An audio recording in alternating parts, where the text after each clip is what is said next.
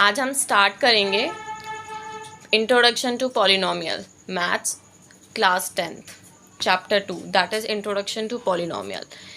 इसके अंदर हम समझेंगे कि पॉलिनोमियल क्या होता है और पॉलिनोमियल के कितने टाइप्स होते हैं, पॉलिनोमियल को किस कैटेगरी में कैटेगराइज किया गया है। ठीक है, पॉलिनोमियल का मीनिंग समझने के लिए सबसे पहले समझना पड़ेगा what do you mean by the terms. Terms क्या होती है, let's see it with the example. Like मैंने लिख दिया 2x।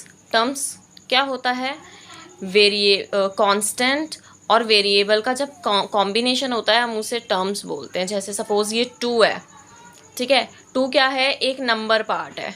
2 क्या है, एक नंबर पार्ट है। ठीक है, अब नंबर पार्ट कहाँ से, देखो 0 से लेके इन्फिनिटी तक कहीं तक भी नंबर हो सकता है, कोई सा भी नंबर हो सकता है 0 से लेके इन्फिनिटी तक। इस नंबर पार्ट को हम और क्या कहते हैं, हम इसको कोफिशिएंट भी कहते हैं। ठीक है, तो इसमें क्या होता है टर्म्स के अंदर, एक तो नंबर पार्ट होता है और एक वेरिएबल होता है। वेरिएबल क्या होता है, वेरिएबल बेसिकली अल्फ़ाबेट होता है ए से लेके जेड तक। ठीक है, कोई सा भी अल्फ़ाबेट हम यूज़ कर सकते हैं। लाइक नेक्स्ट एग्जांपल देखो, जैसे 2x² है। ठीक है, तो 2 भी मेरा क्या है, एक नंबर पार्ट है और x² क्या है, मेरा वेरिएबल है। जब ये दोनों कंबाइन होते हैं तो ये क्या बनाते हैं, नंबर पार्ट और वेरिएबल जब कंबाइन होते हैं ये क्या बनाते हैं, एक टर्म बनाते हैं। समझ में आ गया। थोड़ा और एग्जांपल ले लो, जैसे मैंने लिख दिया 3x। तो 3 क्या है, एक नंबर पार्ट है और x क्या है, एक वेरिएबल है। तो ये दोनों भी मिलके क्या बना रहे हैं, टर्म बना रहे हैं।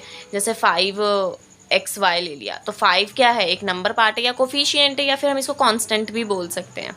और xy क्या हो गया, मेरा वेरिएबल हो गया। ये कंबाइन होके क्या बना, वो ये कंबाइन हो गया। अब इसको हम क्या बोलेंगे, टर्म्स बोलेंगे। ये क्या है, मेरी एक टर्म है। ठीक है, अब पॉलिनोमियल क्या होता है, it is the chain of terms. ठीक है, जब बहुत सारे टर्म्स की चेन मिलती है, ठीक है, तो ये क्या बनाते हैं, ये पॉलिनोमियल बनाते हैं। जैसे सपोज मैंने एक टर्म ले ली 5x, फिर मैंने उसको ज्वाइन कर दिया किसी भी सिंबल से, माइनस साइन से, और फिर मैंने एक और टर्म लिख दी 3y, फिर मैंने इसको ज्वाइन कर दिया प्लस के सिंबल से 2। ठीक है, तो ये क्या बनाया, बहुत सारी टर्म्स की चेन हो गई।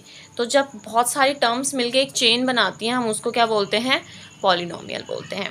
अब मैंने ऊपर तो बोला था कि टर्म किसको कहते हैं, जहाँ पे वेरिएबल और कांस्टेंट दोनों कंबाइन होते हैं। बट यहाँ पे 2 तो सिर्फ एक नंबर पार्ट है, इधर तो वेरिएबल है ही नहीं। बट फिर भी 2 क्या होगा, एक पॉलिनोमियल होगा। क्यों होगा, क्योंकि चलो मान लेते हैं 2 के पास x की पावर 0 है। कोई भी वेरिएबल या कोई भी कांस्टेंट नंबर जिसकी पावर अगर 0 हो तो उसकी वैल्यू 1 हो जाती है। तो हम बेसिकली इसको लिख सकते हैं 2 × 1 लिख सकते हैं। तो ये क्या निकल के आ जाएगा, 2 ही आ जाएगा। तो इसलिए कोई भी नंबर या कोई भी टर्म होती है उसको हम पॉलिनोमियल टर्म बोल सकते हैं। तो ये 2 भी क्या है, हमारी एक टर्म है। तो ये सारी टर्म्स मिलके इन्होंने क्या बना दिया, chain of term is known as the polynomial. Got it. अब देखो पॉलिनोमियल को बहुत सारी मतलब 3 कैटेगरीज में कैटेगराइज किया गया है। ठीक है, पहला टाइप क्या है पॉलिनोमियल का, मोनोमियल। ठीक है, मोनोमियल क्या होता है, मोनो मतलब होता है 1, मोनोमियल मतलब विच कंटेन ओनली 1 टर्म। ठीक है, ऐसा पॉलिनोमियल जिसके अंदर एक ही टर्म हो, ठीक है, उसको हम मोनोमियल बोलते हैं। जैसे 2x हो गया, 5x हो गया, 8x हो गया, इसमें सिर्फ एक ही सिंगल टर्म है। ठीक है, the polynomial which contain a single term it is known as monomial polynomial. ठीक है, अब आ जाते हैं बाइनोमियल पे। बाइनोमियल क्या होता है, बाइनोमियल मतलब होता है the term, the polynomial which contain 2 terms. ठीक है, the polynomial which contain 2 terms is known as binomial polynomial. समझ में आ गया। ठीक है, बाइनोमियल में 2 टर्म्स होती हैं, ट्राइनोमियल में इसमें 3 टर्म्स होती हैं। कितनी टर्म्स होती हैं, 3 टर्म्स। यहाँ 2 टर्म्स, यहाँ होती है 1 टर्म या फिर सिंगल टर्म्स। ट्राइनोमियल में 3 टर्म होती है, जैसे 5x² + 3 + 4। तो कितनी टर्म है ये, पहली, दूसरी और ये तीसरी, टोटल कितनी टर्म हो गई, 3 टर्म। तो हम इसको क्या बोलेंगे, ट्राइनोमियल पॉलिनोमियल। अब जिसके अंदर 3 से ज़्यादा टर्म होती है उसको हम पॉलिनोमियल बोलते हैं। बोलते तो इन तीनों को भी पॉलिनोमियल है, पर इनका क्या है, एक स्पेसिफिक नेम दे रखा है। ठीक है, कि मोनोमियल है, बाइनोमियल है और ट्राइनोमियल है। ठीक है, क्लियर हो गया। नेक्स्ट हम आ जाते हैं what is do you mean by the degree of the polynomial. Degree of the polynomial क्या होता है, आपको एक पॉलिनोमियल दे दिया जाएगा और उस पॉलिनोमियल में आपको देखना है कि किस की हाईएस्ट डिग्री है। ठीक है, अगर वहाँ हाईएस्ट डिग्री हो जाएगी तो वो उस पॉलिनोमियल की डिग्री कहलाई जाएगी. Let's see it with the example.